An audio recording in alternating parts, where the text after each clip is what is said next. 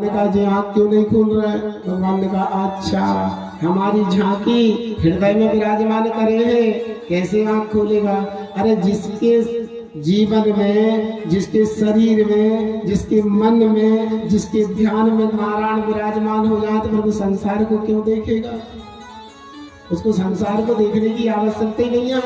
जिसके हृदय में भगवान उतर गए, भगवान ने कहा पहले हमें अपनी छवि हटाना पड़ेगी, और जैसे ही भगवान ने हृदय की छवि को हटाया है उसी समय ध्रुव जी तिल मिला के आंखें खोल दी।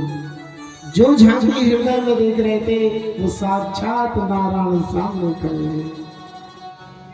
जैसे ही ध्रुव जी ने देखा, ध्रुव जी के मन में आया कि माँ ने कहा था कि परम पिता को प्राप्त करो, पिताजी को प्राप्त हो गए, लेकिन मांगू क्या इनसे?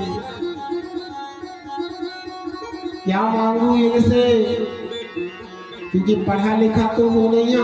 हाँ इतना सुना है भगवान को 4 चीज चढ़ाना चाहिए, पत्रम पुष्पम फलम तोयम। ये 4 चीज भगवान, तो मेरे पास जल भी नहीं है, मेरे पास फल भी नहीं है, मेरे पास पत्र भी नहीं है, तो मैं क्या चढ़ाऊं? भगवान समझ गए। तुरंत भगवान ने अपना 5 जन शंख ध्रुव जी के गाल से छिला दिया, और जैसे ही ध्रुव जी के गाल से 5 जन शंख छिलाया है, चारों वेदों का ज्ञान हो गया ध्रुव जी को। क्यों? जब उसकी कृपा होती है ना तो गूंगा भी बोलता है, मूक हो ये बाचाल पंगु चढ़ाई गिरी भर गया। ध्यान रखना, जब उसकी कृपा हो जाती है ना तो गूंगा भी बोलता है और लंगड़ा भी पहाड़ चढ़ जाता है जब उसकी कृपा होती है। अपर कृपा राम की होई, अपर कृपा राम की होई, तापर कृपा करहि सब कोई, तापर कृपा करहि सब कोई, तापर कृपा। जिसके ऊपर परमात्मा की कृपा हो जाती है ना, ध्यान रखना, जिसको भगवान त्याग देता है फिर वो कहीं का नहीं रहता, और जिसको अपना लेता है ना फिर उसको संसार गिरा नहीं सकता। ध्रुव जी आए, सिंहासन पर बैठे, और महाराज 12 वर्ष तक राज किया। इनके दूसरे भाई थे उत्तम, गंधर्वों से इनने लड़ाई झगड़ा कर ली, थोड़े उतदंड थे, मारे गए। इतना क्रोध आया ध्रुव जी को, इतना क्रोध आया कि जिस सेना लेके जंगल में चले गए लड़ने के लिए। इनके पिताजी ने समझाया, स्वयंभू मनु ने, सम्राट मनु महाराज प्रकट है, बेटा सत्संगी को कभी क्रोध नहीं करना चाहिए। मालूम, जो भगवान की भक्ति करते हैं ना, भगवान का भजन करते हैं ना, जो कीर्तन करते हैं ना, उनको कभी क्रोध नहीं करना चाहिए। नहीं तो आप देखना, फिर हम तो भगवान की भक्ति करते हैं तो कथा सुन के जाते, क्रोध बरकरार रखते हैं।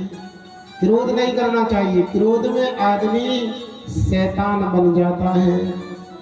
इसलिए पिताजी ने समझाया कि बेटा कभी क्रोध नहीं करना चाहिए, कि तुलसी इस संसार में सबसे मिलिए आए, ना जाने किस रूप में नारायण मिल जाए।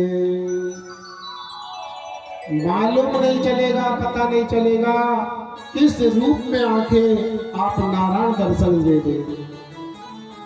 इसलिए क्रोध को त्याग देना चाहिए। 12 वर्ष ध्रुव जी ने राज किया और राज करने के बाद में जब ये स्वर्ग जाने लगे ना तो स्वर्ग से विमान आ गया ध्रुव जी को, और ध्रुव जी को कहा चलो इस विमान में बैठो, तुम्हें स्वर्ग चलना है। जैसे ही विमान में बैठने लगे तो उसी समय काली काली मोटी मोटी तगड़ी तगड़ी माता जी आ गई। भाई जी माता जी को जानते हो आप लोग? नहीं जानते? ये माता जी वे हैं, जैसे ब्रह्मलोक के मालिक कौन है? ब्रह्मा जी। विष्णु लोक के मालिक कौन है? हमारे नारायण। शिवलोक के कौन है? हमारे सदाशिव। और हम इस मृत्यु लोक में रह रहे हैं तो हमारे लोक की मालिकिन कौन है? कौन है? मृत्यु देवी। जब तक आप मृत्यु को स्वीकार नहीं कर लोगे ना तब तक सह शरीर स्वर्ग नहीं जा सकते। काली काली तगड़ी तगड़ी माता जी आ गई। कहाँ जा रहे हो? बोले विमान आया है, स्वर्ग जा रहे हैं। अच्छा, हमें बगैर स्वीकार करे स्वर्ग नहीं जा सकते। ध्रुव जी ने उसी समय भगवान के पार्षदों की ओर देखा, जो माता जी कह रही है, जो मैया कह रही है कि हमें स्वीकार करो। तो बोले कैसे स्वीकार करना, झुक के बताओ। तो जैसे ही मृत्यु देवी ने झुक के बताया उसी समय ध्रुव जी ने मृत्यु के ऊपर पैर रखा और स्वर्ग में विमान पे बैठ के आकाश की ओर चल दिए।